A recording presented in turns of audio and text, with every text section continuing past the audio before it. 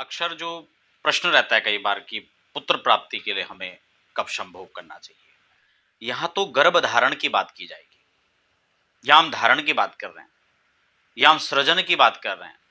एक आने वाली एक पीढ़ी के लिए हम कैसे एक सुनियोजित तरीके से एक व्यवस्था जो बनी है उसके अनुरूप कैसे हम उसमें व्यवस्थित होकर के संतति उत्पत्ति के लिए प्रयास कर रहे हैं। ये एक विशेष संकल्प है, एक विशेष व्यवस्था के तहत हम लोग जो है उसमें आगे बढ़ रहे हैं। फिर किस दिन, किस समय, किस नक्षत्र वार आदि के अंदर, किस विशेष संयोग के अंदर हमें आगे बढ़ना चाहिए, जिससे आने वाली जो पीढ़ी है वो आपके वंश को उत्थान करने वाला और खासकर जो पुत्र संतति के लिए प्रयासरत है। इसलिए आज उन्हीं खास बिंदुओं पर हम चर्चा करेंगे। आगे बढ़ते हैं इससे पहले एक निवेदन भी रहेगा, यदि आप पहली बार चैनल पर विजिट कर रहे हैं तो चैनल को सब्सक्राइब जरूर करें। देखिए यहाँ पर जो मैं आपको विशेष बात यहाँ पर बताने जा रहा हूँ, ये बड़ा एक संवेदनशील यहाँ पर बिंदु है। कई बार सी सेक्शन को लेकर के जब सीजेरियन डिलीवरी होता है उस समय कुछ लोगों के प्रश्न रहते हैं कि हाँ जी, एक ऐसे मुहूर्त के अंदर हम बच्चे को जन्म दे रहे हैं। ये अलग अलग डिफरेंट विषय, हम इस पर कुछ और तरह से विचार करते हैं, लेकिन इस पर विचार कुछ और तरीके से किया जाना चाहिए। तब भी यही बात आती है कि सर्वार सिद्धि योग है, अमृत सिद्धि योग है। भाई इन मुहूर्तों की आवश्यकता वहां पर नहीं है। इसी प्रकार से गर्भधारण के लिए जब बात आती है, एक सफल मातृत्व के लिए, एक सफल पितृत्व प्राप्ति के लिए, तो मुझे नहीं लगता वहां इन सब चीजों की आवश्यकता है कि हम सर्वार सिद्धि देख रहे हैं, हम अमृत सिद्धि योग देख रहे हैं।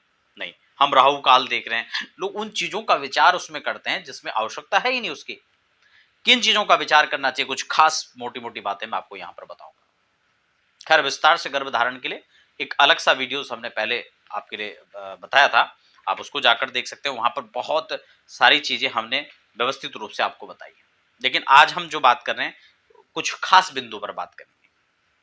देखिए, सबसे पहले यहाँ पर मैं आपको बता दूं, ये ऋतुकाल ऋतु धर्म से निवृत्त होकर के जब माताएं स्नान कर आदि कर लेती हैं तो 4-5 दिन के बाद में वह देव स्नान, देव पूजन और व्रत आदि के लिए वो पवित्र हो जाती है।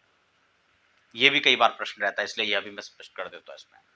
लेकिन संतति गर्भधारण के लिए, संतति प्राप्ति के लिए गरुड़ पुराण में तो लिखा है कि 7 दिन के बाद में, लेकिन शास्त्र कहता है कि यहाँ पर 5 दिन के बाद वह गर्भधारण कर सकते हैं। उसमें भी यहाँ पर देखिए एक चीज और है, खासकर अगर मैं कुछ किन चीजों में हमें निषिद्ध जो यहाँ पर माना गया है, मैं उस बिंदु को भी लेकर चलूंगा कि कौन कौन से दिन आप सिलेक्ट करें जब पुत्र संतति के लिए आप प्रयास कर रहे हैं, ठीक है ना। लेकिन उससे पहले ये बिंदु समझने बहुत महत्वपूर्ण है। मैंने कुछ खास चीजें आपके लिए, देखिए एक तो पर्व काल वर्जित है। पर्व काल समझते हैं आप लोग? मान लो संक्रांति है, यह पर्व काल के तौर में आता है। अमावस्या तिथि, हालांकि तिथि के चैप्टर में आपको बता दूंगा, लेकिन फिर भी आप इसको भी समझ लें। संक्रांति तिथि हो, संक्रांति पर्व हो, पर्व काल हो, या फिर अमावस्या और पूर्णिमा जैसे तिथियां, इन 2 तिथियों को भी यहाँ पर आपको निषिद्ध माना गया गर्भधारण के लिए। श्राद्ध पक्ष चल रहे हो, नवरात्रि का पर्व चल रहा हो, या ग्रहण काल आदि चल रहे हो, तो वो हालांकि ग्रहण काल उसी में स्पष्ट हो जाता है क्योंकि पूर्णिमा और अमावस्या को ही ग्रहण पड़ेगा, लेकिन फिर भी मैं स्पष्ट अलग से कर दे रहा हूं कि ग्रहण काल हो तब भी यह तिथियां इन गर्भधारण के लिए जो है यहाँ पर उपयुक्त नहीं मानी जाती है। जब हम खासकर पुत्र संतति की बात कर रहे हो तो तब ऋतु स्नान करने के बाद जब स्त्रियां 6ठे दिन में, 8वें दिन में, या 10वें दिन में, 12वें दिन में, 14वें दिन में या 16वें दिन में अगर वह गर्भधारण करती हैं तो ऐसी स्थिति में पुत्र संतति उत्पत्ति की जो है स्थितियां ज्यादा बेहतर बनती हैं, ज्यादा उसके योग बनते हैं। वैसे तो यहां पर 18 और 20 दिन तक भी इसको निश्चित किया जा सकता है, लेकिन जो संभावनाएं अधिकतर होती हैं वो 16वें दिन तक जो है ज्यादा रहती हैं। तो इसलिए इस चीज को आपको ध्यान में रखना चाहिए जब पुत्र संतति की बात कर रहे हैं। और किन नियमों को ध्यान में रखना चाहिए, तिथि नक्षत्र की भी मैं यहां पर बात कर देता हूं। देखिए, जब तिथि की बात आती है तो रिक्ता तिथियों को खासकर अगर वर्जित में माने तो ज्यादा बेहतर है, क्योंकि रिक्ता तिथियां इसके लिए शुभ नहीं मानी जाती। रिक्ता तिथि के पश्चात अगर हम अष्टमी तिथि की बात करें, नवमी तिथि की बात करें, तो यह अष्टमी नवमी तिथि भी इसके लिए उपयुक्त नहीं है। चतुर्थी, नवमी, चतुर्दशी, अमावस्या, पूर्णिमा, ये तो स्पष्ट हो चुका है। उसके अलावा यहाँ पर अष्टमी तिथि को भी यहाँ पर निषिद्ध माना गया है, इसको भी हमें परित्यक्त कर देना चाहिए। वार की बात करें तो जो क्रूर वार है, खासकर रविवार है, मंगलवार है, शनिवार है, इन तीनों वारों को खासकर छोड़ देना चाहिए। ठीक है।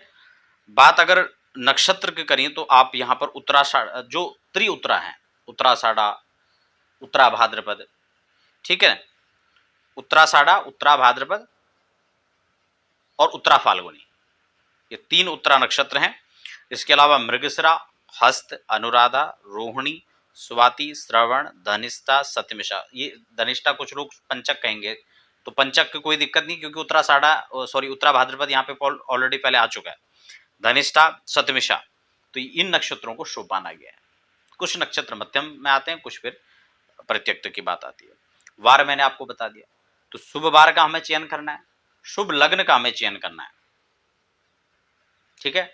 मध्याह्न काल का विशेषकर परित्याग करना चाहिए, और मध्याह्न काल ही नहीं, संध्या काल का भी विशेषकर में परित्याग करना चाहिए। वैसे मैं आपको संध्या काल का मतलब जो होता है ना, वो जब 2 समय मिलते हैं, चाहे वो सुबह के समय मिल रहे हो, चाहे वो शाम के समय मिल रहे हो, चाहे मध्याह्न के समय भी जब 2 समय मिलते हैं, तो उसको संध्या काल कहा जाता है। हम लोग संध्या का मतलब शाम ही समझते हैं। ठीक है। जिस समय विप्रादिक समय की संध्या पूरी करते हैं, 2 काल तो आप सुबह शाम समझ ही रहे हैं, लेकिन मध्याह्न काल भी संध्या काल कहा जाता है। उसका काल का नाम तो मध्याह्न है, लेकिन संध्या का समय है वो, जब 2 समयों का मिलन हो रहा हो, तो संध्या काल विशेषकर परित्यक्त माना जाता है। आप सब जानते हैं कि हिरण्याक्ष और हिरण्यकशिप जो महादैत्य हुए थे, यह दिति और कश्यप के 2 संतान हैं, और इनका जन्म संध्या समय गर्भ धारण करने से हुआ था। ये भागवत की एक विशिष्ट कथा है, इसलिए आप यहाँ विस्तार से मैं आपको नहीं इस बात को मैं विस्तार कर रहा हूँ, लेकिन हाँ, आपको ये ध्यान में रखना है कि संध्या का काल इसके लिए परित्यक्त होता है, चाहे वो कोई भी संध्या हो। मध्याह्न काल विशेष वर्जित है। ठीक है ना। शुभ लग्न, शुभ लग्न का हमें चयन करना है। शुभ वार, शुभ तिथि आपको मैंने बता दी। शुभ योग का हमें चयन करना चाहिए, अच्छे योग जब पढ़ रहे हों, और महीने के लिए तो खैर कोई विशेष यहाँ पर ऐसी बात है नहीं। और एक चीज, उस वर्तमान जो उस समय का गोचर हो, उसका हमें एक चार्ट तैयार कर लें, और शुभ ग्रह केंद्र में हो, और जो पापक ग्रह, क्रूर ग्रह हो, वो त्रिक भाव में हों, तो ज्यादा अच्छा माना जाता है। केंद्र आप समझ रहे हैं, 1 4 7 8, 1 4 7 और 10, ये केंद्र होते हैं कुंडली के अंदर। यहाँ पर शुभ ग्रह होने चाहिए, और जो क्रूर और पाप ग्रह हैं वो त्रिक भाव में 3 6 8 12 इन भावों के अंदर हो तो ज्यादा शुभ माना जाता है। और बाकी जो गोचर का चंद्रमा है, वह भी अपने चार्ट से देख लेंगे, 4 8 12 ना हो तो ज्यादा अच्छा। तो कुछ खास चीजें जब हमें इन चीजों पर विचार करना चाहिए, और संतति प्राप्ति के लिए संतान गोपाल का मंत्र 10 माह तक आप कम से कम जपें। बहुत अच्छा श्रेष्ठ यह स्तुति है, अगर आप उसको जपते हैं। देवकी सुत गोविंद वासुदेव जगतपते देहि मे तनयम कृष्ण त्वामहम शरणम गतः। ये बहुत प्रभावशाली संतान गोपाल मंत्र है। भगवान बाल मुकुंद का पूजन करना चाहिए, और तुलसी का अर्चन विशेषकर करना चाहिए। गंधाक्षत पुष्प से पूजन करें, दुग्ध से अभिषेक करें, गौ दुग्ध का पान करें, गौ दुग्ध से ही पूजन करें, अत्यंत श्रेष्ठ है।